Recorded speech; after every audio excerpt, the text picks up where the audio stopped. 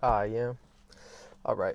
Had been a little while since I made a video, so thought I'd come make a quick little video. Uh, had tweeted some stuff today, so I just figured I'll just probably make a little video on this one little basic concept.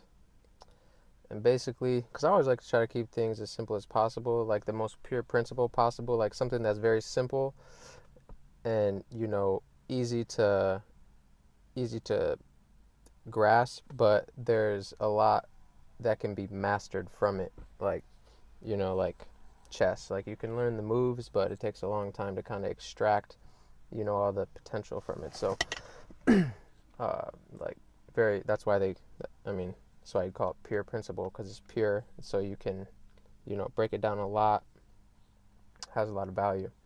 And so in this video, that's going to be the equation change equals charge. Change equals charge. So, and just, even scientifically, what a charge is a transfer of electrons from one to another.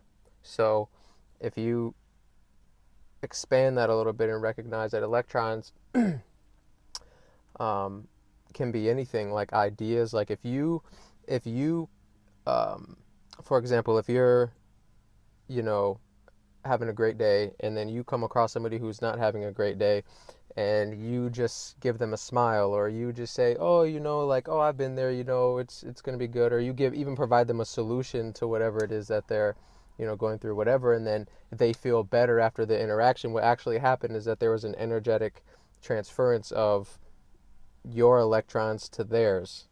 So it's like you had extra electrons and they had a deficit of that electron. And so there was a charge, a change took place. So this same concept can be applied to everything. Um, Change equals charge. So on I guess in a more expanded view, as far as like the spiritual path in general, um, they say that the only constant in the universe is change, that nothing is constant except for change. The only thing you can be sure of is that things are going to change. So the only thing you can really be sure of is that there will always be a charge, which is, in a sense, what you could almost say what life is. Because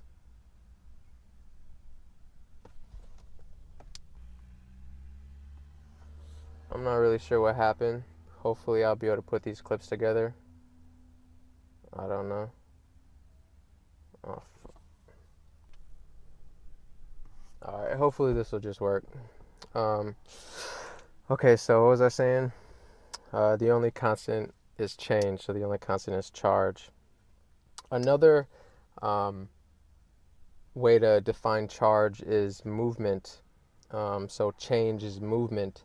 And really, the only time that anything can really be observed is when it's in movement. And so the Trinity, then, come back to this, is positive, negative, neutral.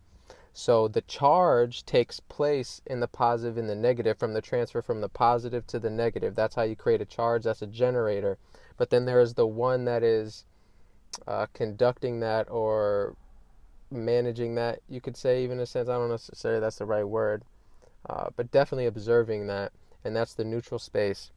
And that's where I recommend, you know, beings who find themselves, engaged with this frequency to really uh, focus on grounding themselves into, because from that space anything is possible, because you can't be manipulated, because you can just see right through things. It's the eye of Ra. Like, you get to see, like, here's the neutral, and then you can see into the positive and the negative. So you can see into the duality, pierce the duality. So you can then begin to navigate your vessel or your ship or your spirit in these, through these realms and these worlds and these frequencies and these situations and all like that. So it could be said then that what this whole spiritual awakening process really is preparing you for charge, preparing you for a greater amount of energy. And so if you are being prepared for a charge or a greater amount of energy, what you're really being prepared for is change.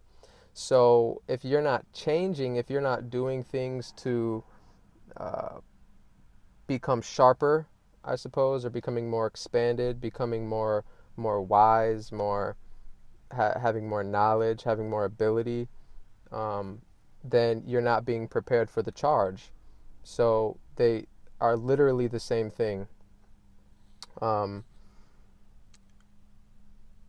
that's basically, what I wanted to get across in this video. I'm not really sure if I should add anything to that to kind of keep it real simple. Change equals charge. And you could just take that. I mean, I could elaborate on this obviously for hours and just keep giving examples, but I don't know if that's necessary. I'm sure you can kind of, put the pieces together yourself.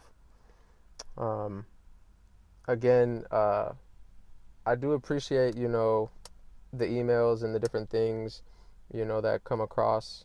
I try to reply to those. Sometimes I see that people will send me a message on YouTube, but I don't really necessarily reply to those just because when I try to reply to them, there's like all these different hoops I got to jump through, it seems. I don't know. So I guess I just don't really mess with it. But if you do send me an email, I do try to reply to those. So that's immovableself@gmail.com.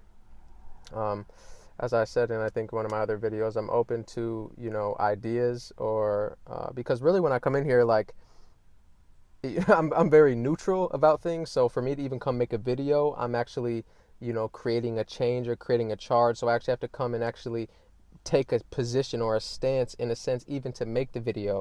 So and I do that based on my reflection of there seeming to be somewhat of a necessity or somewhere of a service that could be provided. So if you find yourself in a position where you would like some clarity on something and you feel like maybe others maybe in that same position, feel free, send me an email or a comment or whatever it is to suggest maybe a topic that because really I'm doing this. I mean, honestly, like when I first started making these videos, I was doing them for me.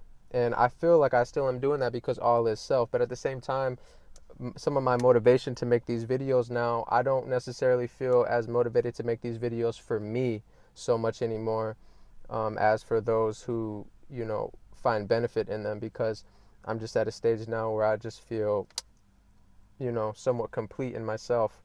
So, I